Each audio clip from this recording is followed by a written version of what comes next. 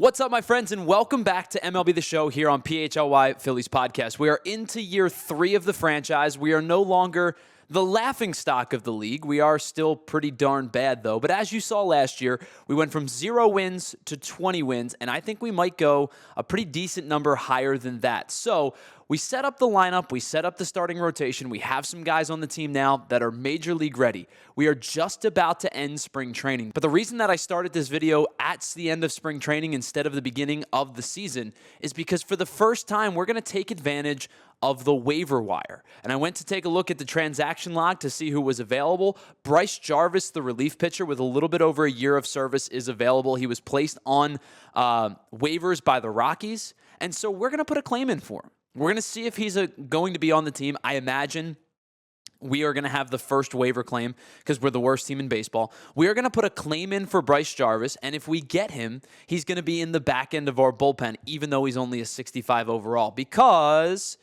the pitching rotation still is not particularly good. It's getting better. I think Charles Kobayashi had a good year. He's starting to get a little bit better. Parker Ham was okay. Pablo Hernandez is, of course, our staple. But a 65 overall would immediately be the second best player in the back end of our bullpen. Our strength this year, if you could call it that, is our starting rotation. Reed Carlick, the rookie, the number 1 overall pick, is going to lead the way at a 77 overall. Hunter Barco and Jason Little, 269 overalls. They are manageable major league players. So what we're going to do is we're going to simulate to the regular season, hope that the game didn't screw our roster up because it did that to us last year. We'll see if it does, but if it does, we'll have to go back and try to do it again. Actually, didn't really mess with things too much. This is a huge step in the right direction. So our bench, because you know our starters, our bench, we sent a couple of people down, and for the first time, we actually had some decisions to make. We're going to go with Tony Lambert, David Nolot, Christian Prajan as our backup catcher. Ken Plaza, our all-star last year, now shifts to the bench because we're getting a little bit better. Hunter Bishop and Daz Cameron are both going to be in the lineup. 2 of our rookies, Ruben Harder is going to play right. Eugene Chavis is going to be at third. He'll be our 3-hole hitter. Pozo's still going to hit fourth. Castle will slide down to the 5 spot. I want to keep Steven Mason towards the top of the lineup because he's fairly fast, and I want to give the kid as many at-bats as we possibly can with that A potential. So we're going to leave him towards the top of the lineup. There are a whole bunch of guys on this waiver list. And it's not just a whole bunch of guys on the waiver list. It's a whole bunch of guys on the waiver list that would help our team immediately, and they would be our best players. I could claim every single one of these guys and really become a much better team. I'm not going to do that. That feels like cheating. So what I am going to do is I'm going to allow us to put in a waiver claim for 1 player. Now, it could either be 1 position player, 1 starter. We're going to put a waiver claim in for 1 player just to keep it fair because, again, I could truly make our team an MLB caliber team just by claiming all of these dudes all at once. We're not going to do that. However, I think it would be absolutely silly of me if I did not claim a starting pitcher. And there's 2 out there that I think are clearly the 2 best. It's 2 Dodgers starters, Bobby Miller and Emmett Sheehan. I think we're going to go with Emmett Sheehan, who's a little bit more of a sure thing, obviously more in real life than he is on, in this game. But we're going to put a claim in for Emmett Sheehan to see if we're able to get him. I think a lot of teams are going to put a claim in for him. We're going to put the claim in for Sheehan. We should be the number 1 priority here, considering we won 20 games last year. So what we will do is we'll put Emmett Sheehan, of course, into the rotation. I'm going to have him be the 3 because I want to split the lefties and the righties. Barco will still be the number 2. Sheehan the 3, Jason Little the 4. So we are going to send Sal Simmons down. We are also going to send down Sal Simmons. So we're going to send him down to AAA. We're going to go to the AAA roster in order to get Bryce Chavis on the Major League roster. So we're going to move him to the Major Leagues, and then we will go to our Major League roster and go to our relievers, and we will send down, I think we're going to send Parker Harm down. He's 30 years old. I don't really think we have a whole lot of need for him in the major leagues anymore. In fact, we're going to send him all the way to AA. We're starting to get better. We're still the worst team in baseball in terms of rank, but we are now the 4th overall speed heading into the 2026 season. So let's simulate a little bit further, get into the beginning of the 2026 season. Again, put your predictions down in the comments below. As always, if you haven't had a chance to watch the first couple of episodes, we will link episodes 1 and 2 in the description of that. I urge you to check it out to see how far we've come. and figure out who's going to be our all-star this year. I have a feeling it's either going to be Reed Carlick or Emmett Sheehan would be my guess as to who the all-star is going to be, unless it's one of the Rule 5 picks, Daz Cameron or Hunter Bishop. But I think it's going to be one of those two guys. And drop your record predictions down below. We went from 0 to 20. I think this team is going to win 41 games this year. That's going to be my prediction. I think that's where we're going to sit. But we won the first game of the year. We are 1-0. We are one of the undefeated teams in Major League Baseball. You did it! Congratulations! That is an unbelievable turn of events, and we are now 1-0. All right, so we had to just make a couple of roster moves for Lehigh Valley, which meant we had to simulate one day to allow them to kind of autofill where we were going to be. We did lose 4-0 to the Rockies in Game 2, so we're 1-1. That undefeated streak was short-lived, but it was nice. We'll always have March 25th, 2027 as a day that we'll live in fame forever. The day that we were 1-0. Let's simulate the rest of March. We are 2-5 through the end of March, which is a 40-ish% win clip, a little less than 40%. I don't expect to be much more than that. We'll just continue to go right on through the month of May to see where we land. A whole bunch of losses. These are really starting to stack up now. This, I believe, was our second largest win total in a month. We won 5 games in the month of April. But we are really starting to trail off. We're now 7-25 through the month of April. Let's get through May just to keep things rolling. There's a lot of losses in here. They're really starting to pile up. Just ended up being a 5-win month because we won 2 of the last 3. But again, a 5-win month puts us at 12-47. We are just 8 wins away from matching last season's win total of 20 games. But 20 at this point is just not acceptable. We need to be well above 20, I think, in order to justify everything that we've done so far this year. Just 12-48 through the first 60 games. Let's get through June. 7, 8, 9 straight losses, but 3 wins in 6 games gets us to 17. We could get to 20 by the end of June. We are 21-66 at the end of June. Also, the most wins we've had in a calendar month. We won 9 games in the month of June. We didn't win 9 games the first season. We only won 20 games in season number 2. So to win 9 in a single calendar month is a really good start for us. So that gets us to 21-66. We are really cruising in the right direction. If we can get to 25 by the All-Star break, I would be really thrilled. And today is the draft. It is officially time to add to our team. Now, last year, we had the number 1 overall pick. Reed Carlick has been, I don't know if he's been huge. We haven't had a chance to look at the numbers just yet. We'll do that on the other side. But I think having him in the fold, having him as our bona fide ace is a really huge step in the right direction. So now we're going to see where we pick. We end up with the number 3 overall pick in this year's draft. So we dropped 2 spots, but I still expect us to get a good player with the 3rd overall pick. Now, I have not looked at the prospects one little bit, so I will be just as surprised as you are when a player gets selected. That looks to be a really good pick for the Chicago White Sox at number 1. He was the number 2 rated overall player. The number 2 overall pick belongs to the Colorado Rockies. They take the 9th best player based on MLB rankings, the 8th best player on our board, which means we should have the pick of every player that's available. And I got to be honest with you, I know taking pitching year after year is not sexy. It's not the thing that is going to make us better.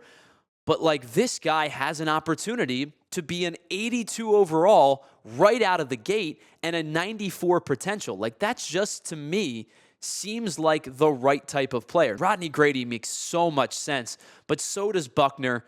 And then you've got these guys here who we really haven't scouted all that much, but they could be really good. John Grieve has a potential to be a 99 potential with a 72 overall. Same with Tom Raditz, the shortstop. We could definitely use a catcher. This guy, Andres Lantigua, looks incredibly intriguing with an 80 to 99 potential. The overall is not super exciting at the low end, but a 77 to start could be awesome as well. He's projected to be the number 3 player in this year's draft.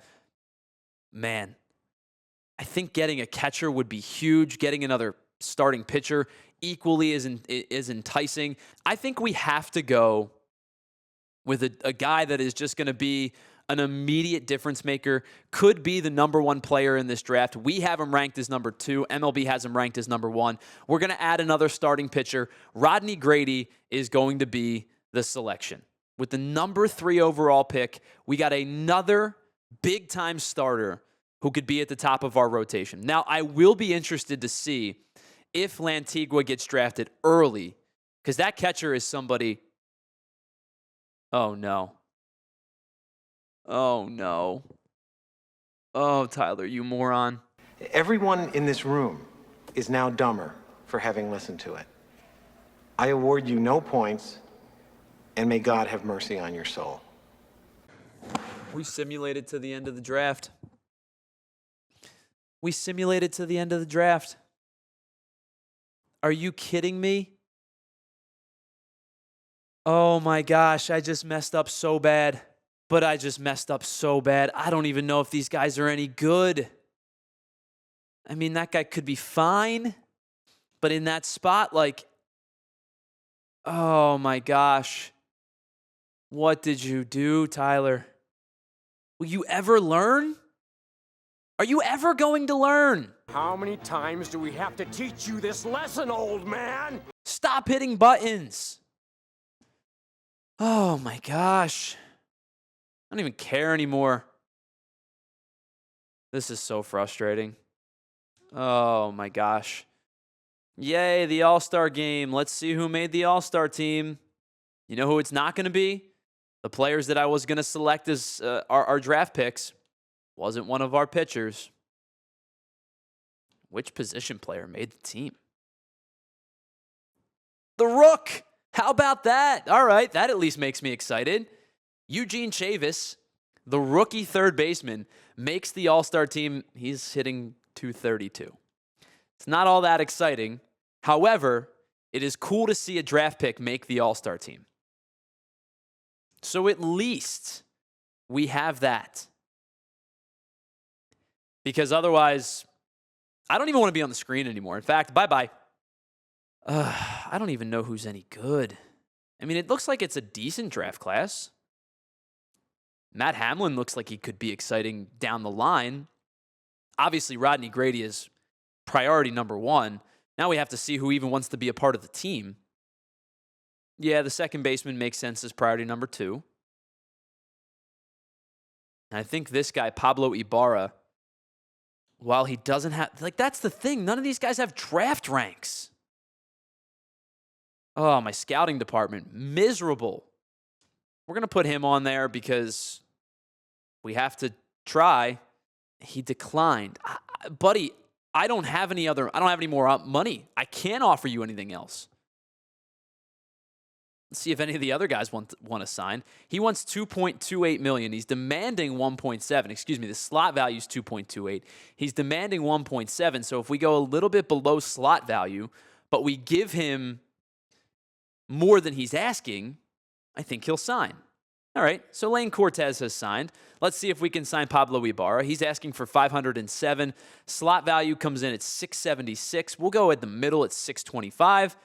He declined that offer. Rodney Grady, buddy, I don't know what else to give you. I offered you the max that I'm allowed to offer you, and you declined it. I don't have any other options here. Ibarra signed, that's cool. This is legally the most that I am allowed to offer you, and you continue to decline. I don't exactly know what it is you want me to do. Because not only this, you're also holding me up from signing everybody else, which is not a big deal considering you're priority number 1. But I would really appreciate it if you could help me out a little bit here. Thank you. You're getting $10 million here. I'm just asking for a little bit of help. He wants $378,000. That's all I can offer you. You accepted it. Thanks for being here. We'll get back to you, Henry, in a couple days. Today is the trade deadline. Before we do that, we need to take a look at some contract extensions because we have some actual real-life players who need to get paid. Reed Carlick, we are signing immediately to the largest extension that we can in terms of years. I think we're going to stick with the low money for now. I think that makes the most sense. We'll give him the 2-year deal. We'll go a little bit above asking price. We'll get the renewable contract years out of the way. I think that he probably will sign. It makes sense.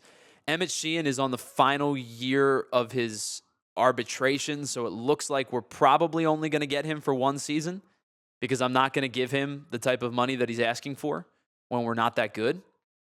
I'll give him more than asking for the next season. I'll give him $850,000 more, or $75,000 more, I should say. Hunter Bishop definitely back, but not for the amount of years that you're looking for. We'll continue to give you through arbitration. Again, we'll overpay a little bit, $900,000 for that run. Chavis, we are definitely re-signing, and I believe we can get him on 2 years. Now, Bryce Jarvis is an interesting one because Bryce Jarvis is going to be 30. He's appeared in 70 games for us this year. I think we're going to need him back next year. I don't think we have a whole lot of other options, but I don't want to sign him to a 5-year deal, a 6-year deal, anything like that. I think we're going to give him a 2-year deal because I don't think he's going to get that much better. So we'll re-sign him. Reuben Harder, another one of our draft picks. I think we can get him at 3 years, $780,000. So that's exactly what we're going to do. We'll give him a 3-year deal. Everybody else, we can wait on. All right, so no trades for us. Let's take a look at some of the players that were acquired. Kerry Carpenter goes from the AL Central trade, Royals to from the Tigers to the Royals. That's really the only big one. We do have one final day to try to sign Henry Don. We don't have any money for you other than what I'm able to give you here. And you did decide to sign. That's cool. I appreciate that. Thanks for being a part of the organization. And that will get us to all of our players. We are now 27-85. We need 15 wins in the final 2 months of the season to get to that 42-win marker that we talked about. Let's simulate through August and see how far we get. A whole slew of losses, but 4 wins in a row. Hold on, we're going to pause for a second. That is 4 consecutive wins. Not only 4 wins, but a series sweep over the Braves and then a win over the Minnesota Twins. 2 wins in a row, in fact, or 2 series wins in a row over the Twins and the Braves. We have won 5 of our last 6 games. That's called a winning streak. It has happened before. And not only have we won 5 of our last 6 games, we have won 6 of our last 9. We are now 33-95, and we are just 9 wins away from that 42-win plateau mark. And I know it sounds ridiculous. We're 62 games under 500. But we just won 4 straight games and 5 out of 6. This is the most exciting run of games we've had in this 3-year stretch so far. We're getting better. It's 15 more wins than we already had. And we're just 7 wins away from my number of 42. Can we win 7 of the last, when we had 147 of the last 22 games? Can we go 7-15? There's 1 against the Angels, 1 against the Pirates, 1 against the Mets, 1 against the White Sox. So we need to win 4 more games. The Iron Pigs finished 30-120. The Fightin' Phil's a little bit better, 36-102. No, I would like to not stop simulating. We won 1 against the Mets. We got to our 42-win mark on the final day. Sorry, not the final day of the regular season. On the second, the penultimate day of the regular season, we beat a 91-win Reds team to get to 42-120. All right, so the season is over. The Dodgers win 4-2 over the Guardians. Don't have a whole lot of decisions to make in this portion of the offseason. We're going to simulate to getting to the offseason. Our pitching coach and our farm director's contracts have ended. I would like to retain Caleb Cotham. However, I don't know if he's going to want the job back. Let's see who retired. Just 6 guys. So you know we're heading in the right direction. It's all pitchers, which really kind of stinks. We have to go get our staff. Now, as I said, I would like to retain Caleb Cotham. There's Caleb Cotham. He's actually not as good as I thought he was going to be. I don't know if I want to bring Caleb Cotham back after all. Robbie Cloven with a bunch of +2s. Now the stamina is a little bit down, but the walks, control, and pitching clutch, I think, honestly, That might be the play right there. I think we're going to make an offer for Robbie Cloven. Marco Cabrera would not be bad. The durability's down a little bit, but great contact plus good plate discipline, good velocity. Or we could go +1 across the board with Conrad Wheeler. Robbie Cloven has accepted the pitching coach contract, which is good, which means we're just waiting on Conrad. He took listen, I'm not going to fault him for that. He took a managerial job with a much better team. So now we got to go back and try to find a different farm manager. I think we could go with Giancarlo Vaccaro. Those numbers all look good to me. He's an A potential. I think we can get him for a little bit cheaper than what we were trying to get Conrad for. And he doesn't have any other offers right now. There you go. We've got our farm direct. We're going to have to go backfill our roster because we have lost quite a few guys, including starting pitchers. We do have 92 players on the roster, which could become problematic because we have to go get some starting pitching, which means we're going to have to cut some guys. And I think where the easiest place to start is to get rid of the 2 Joe Randoms. Now, they're up to a 10-11, so good for them for trying really, really hard. But I think the easiest way to go is just to release these 2 guys. And this is unfortunately the one that we signed a big-time deal to, so we're going to be paying him for like ever. But it's, $500,000. We're going to have to pay this guy $600,000 to go away. But we have to go get some starters. One day,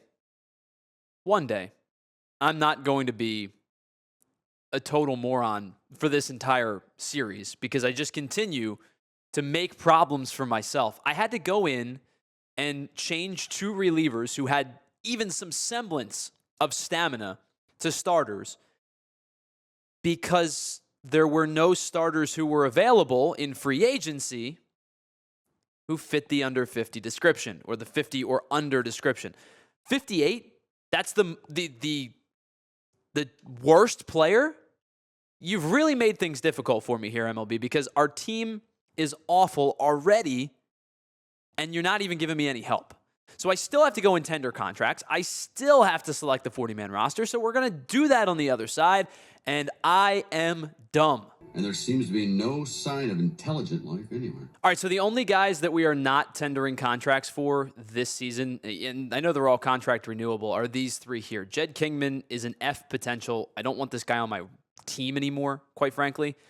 He obviously has not pitched in the big leagues. He's never going to pitch in the big leagues. As an F45, he's getting worse.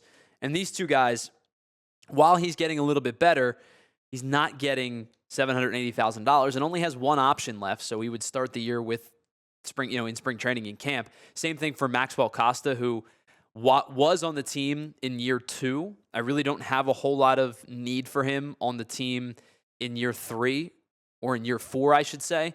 So we're going to not tender him a contract as well. The only thing I am going to look for to see if there is a potential of an upgrade at the catcher position. Like, for example, this guy is not good. He's a 46 overall. However, he has an A potential. I think this is the type of player that I'm going to try to sign, have him play in AAA, have him play not only in AAA, but have him play every day in AAA and see what he can come out to be. Does anything happen at the winter meetings in this game? Like, I know about the winter meetings in real life. I guess the draft lottery. We have a 16% chance of having the number 1 overall pick. We picked 3rd last year, so we've picked 1st and then 3rd. We have another 16% chance. We were the worst team in baseball, 42 and 100. 42 and 102. Wow, we fell 5 or 4 spots. We're now picking number 5 overall. The Marlins jump up 4. The Astros, who finished with 80 wins, jumped up 12 spots. We fell 4. The Rays fell 4. The White Sox fell 4. Draft lotteries are stupid. I really hate draft lotteries. Like, with every fiber of my being, I hate draft lotteries. Let's get to the Rule 5 draft, where we, again, will have the number 1 overall pick. All right, so we can take a starter if we have one available. We could also take a catcher if there's one available, but we cannot take a right fielder or a center fielder. And I have a feeling this is going to be a pretty bad group of players to choose from. Now, actually, that's Logan Allen as a 29-year-old starter would continue to make our starting rotation good. Azolay's been around for a while. Kopech's been in the mix a while. There's a bunch of 70s that would help our bullpen significantly. It's a bullpen that really, really stinks right now. Again, we could go get Ryan Ward. I think first base is where we need to address. Jameson Fisher has played a lot over the last 2 years and is not any good. I think signing one of these two guys, whether it be Ward or Palmigiani, I think probably is the right move. Ward's a little bit faster. Palmigiani's a better hitter against lefties. Ward's better against righties. Power, similar. Their fielding, Palmigiani's a little bit better. I think either way, either one of those guys are going to help us. But I think that both of those guys are going to be around in the second round. I don't think Logan Allen is going to be available in the second round. And although he's not necessarily the best pitcher of this group, he's 29. Could go get Jonah Tom, too. He's only a C potential in this, which really kind of stinks because he's way better than that. A lot of C potentials. I was hoping for maybe Chris Flexen's too old. Don't have any interest there. Was hoping for maybe a B potential. But I think we're going to go after Logan Allen, who is 29 years old, has a handful of renewable years left on his contract. I don't have to worry about him, passing through waivers because he's just going to be in our rotation.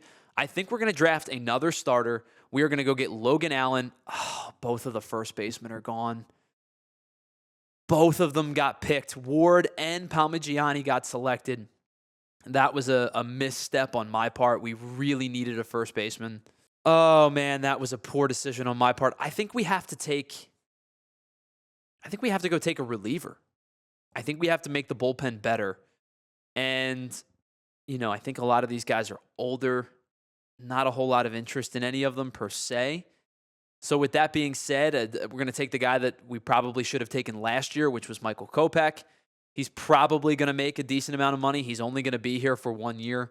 But we're going to go take Michael Kopech and make our bullpen better. The one thing I'm going to do is I'm going to take a look at some first basemen